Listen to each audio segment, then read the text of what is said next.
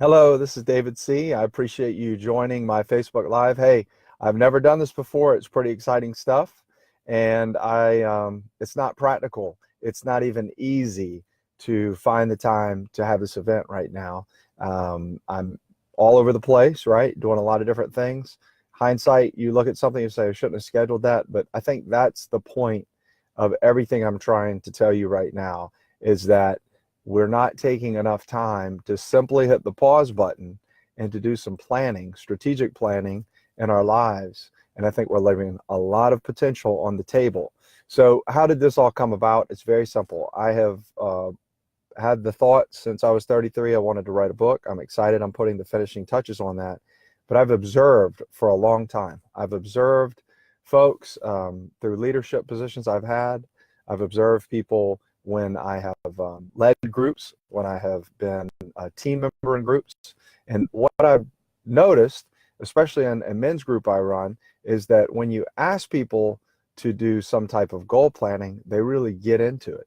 And the statistics that we see is that 50% of America will actually come up with some sort of a resolution, but only 8% will act upon it. And so I find that very interesting that you can have 50% of the country say they want to have goals, they want to have New Year's resolutions, and then you have 8% that actually do it. And I would find that to be an extremely low chance of anything great being accomplished.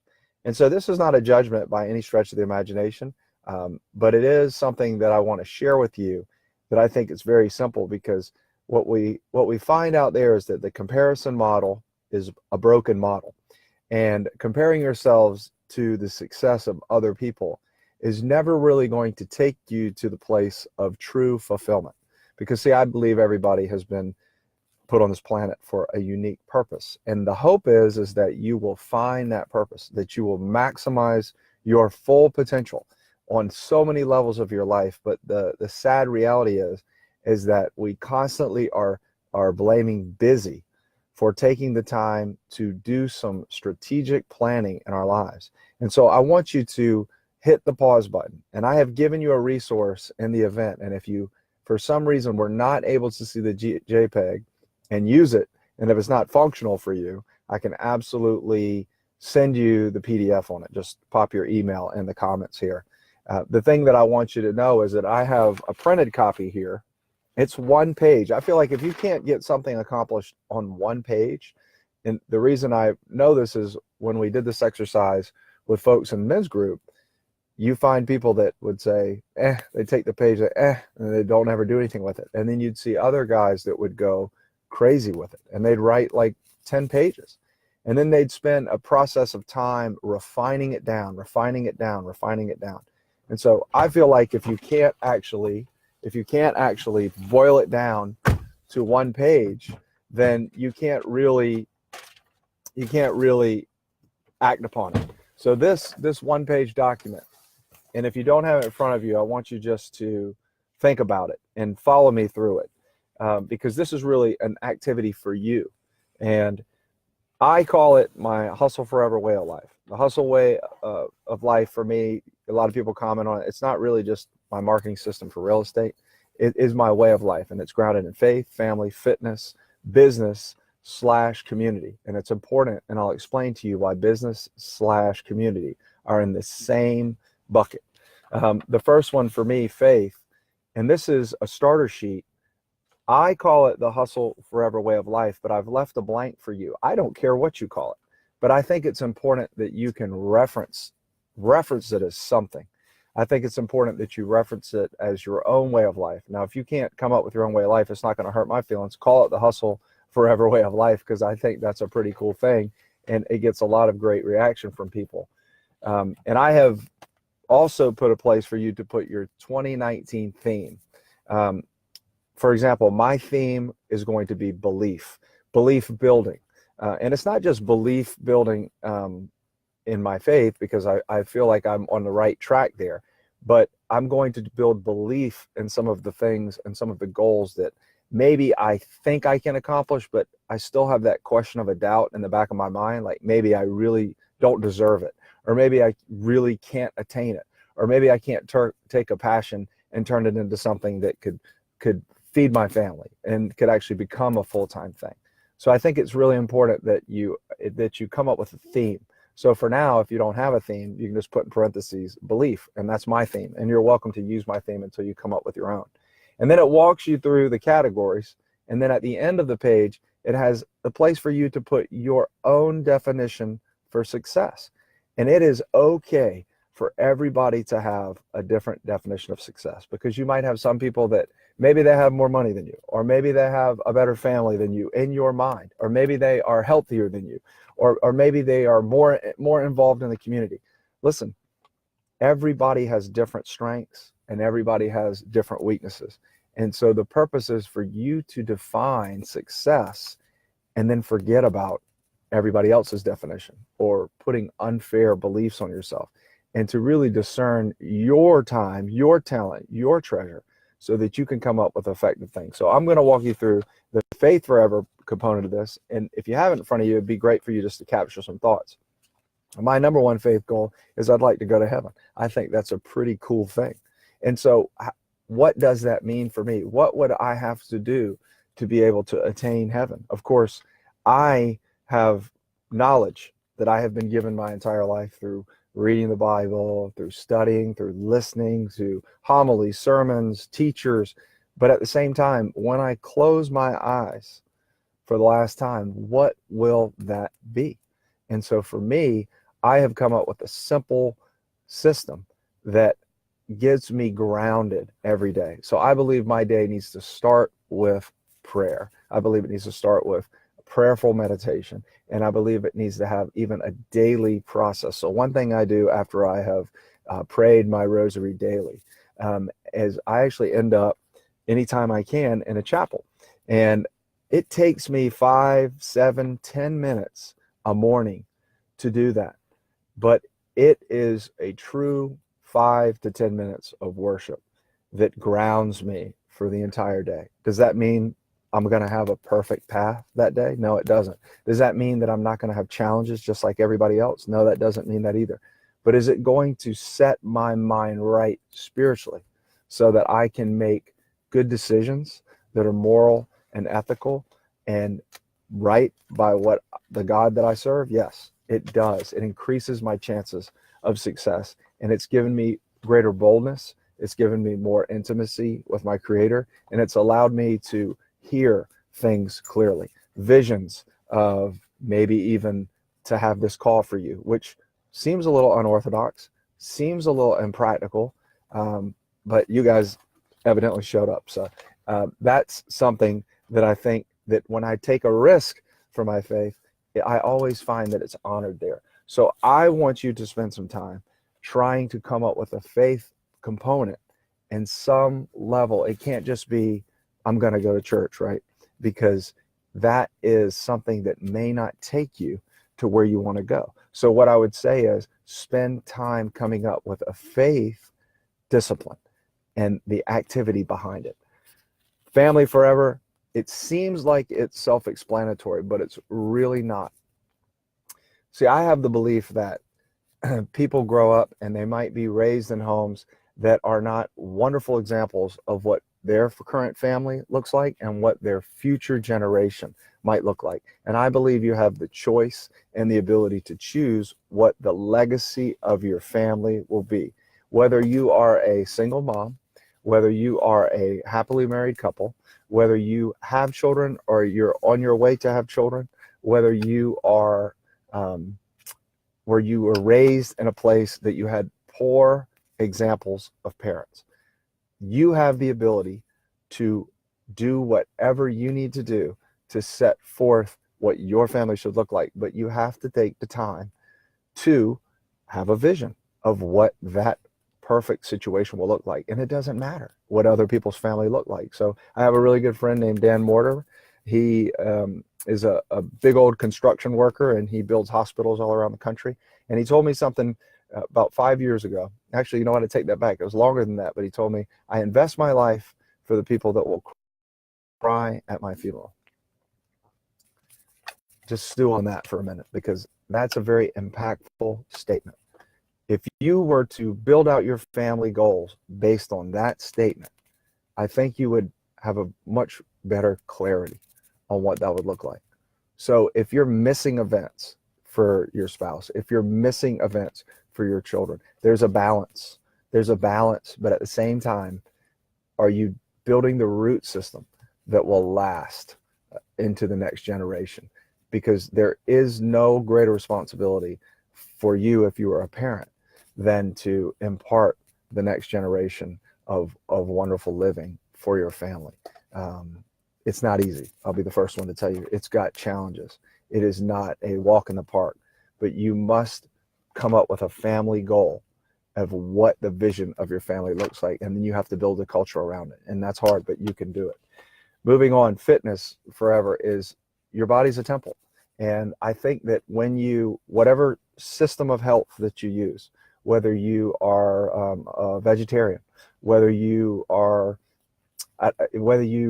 decide that you're only going to eat certain types of fish, or you're only going to eat certain types of rice, or whatever it is, that is a personal decision for you. But I think the body needs to move every day. And you don't have to go crazy and do 100 different disciplines of exercise. But it's very simple. The body is going to grow or it's going to decay.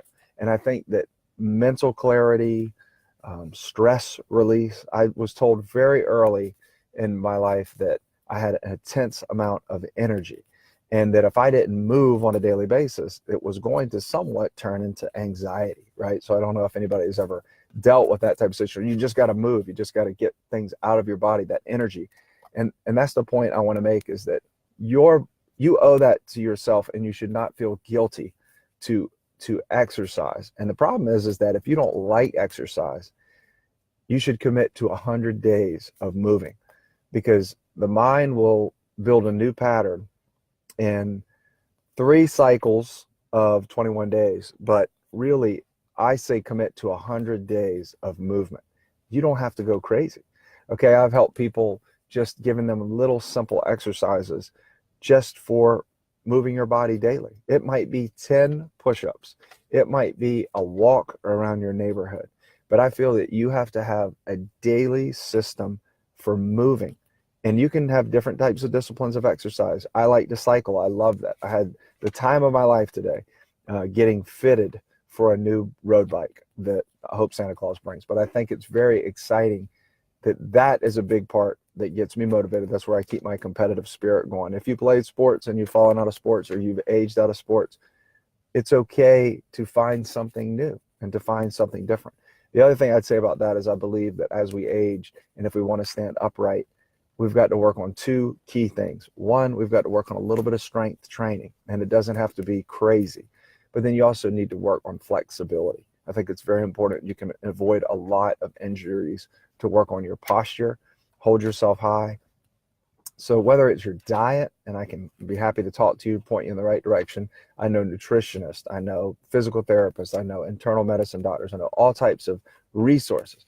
But at the end of the day, fitness can't be put on the back burner, because it will come back to bite you. The older you get, the more inflammation in your body. You can do your very best to stay away from that. Now, at the same time, if you've had the unfortunate experience of being ill, and we know that a lot of people that we love have cancer, and we've heard about this, and we constantly run into people that are sick and fighting through things, that's not something that you need to talk to your doctor about that. But I believe that exercise as a part of that can help make you have more peace during that journey.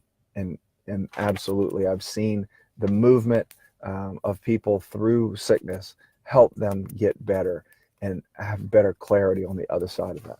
So the last category I want to talk to you about is business and community. And it has a slash in the middle, and it's very important. And this is my big observation for this, especially when older gentlemen have put so much into their careers for so long.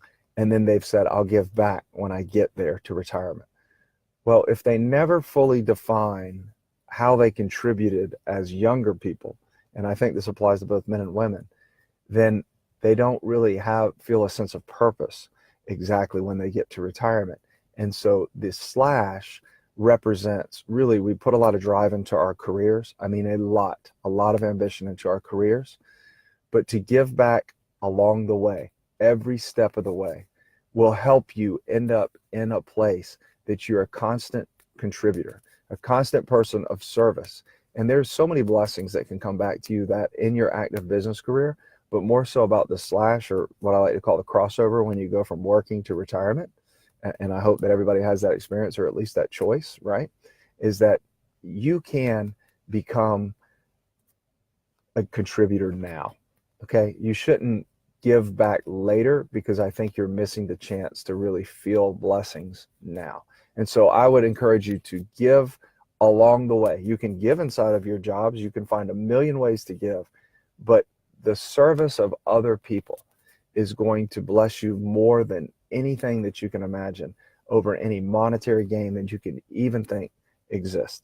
So I would just like you to consider giving back along the way of your working path. And many people that are famous philanthropists would tell you that they wish they would have contributed sooner. They wish they would have contributed earlier. They wish they would have contributed more often, because when they got to the place in their lives that all they could do was give back, they realized how good it made them feel. But it also keeps you balanced, I think, in the workplace, where it's not just about you. It's not just about your goals. It's about doing philanthropy together. So the reason why business and community are in the same category is because we can use our drive all the time, not just for earning for our families, but also for giving back to our communities and making sure that the communities around us become better places. It goes hand in hand. So if you go through faith, family, fitness, and business/community, if you walk through this discernment process of looking at your goals and using the worksheet and really hitting the pause button, now is the time, okay? It's not January 1st. You may, I hope that you will get some time over the holiday right here, over Christmas, Hanukkah, whatever you celebrate. I hope that you will get some time of peace, some time of downtime, right? Where you can work on these categories, discern this, and that you can actually come up with your definition of success. And then you can go out there and get it.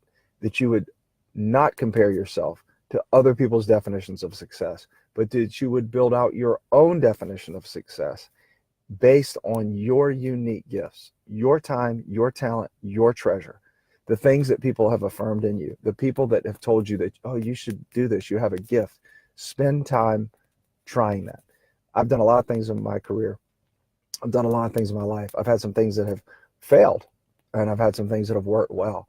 But no matter what I've done, whether it's worked or it's failed, it's when I go back to faith, family, fitness, business, and community. It is a well-rounded life experience that allows me to have a sense of joy and peace. And I want you to understand something about joy and peace.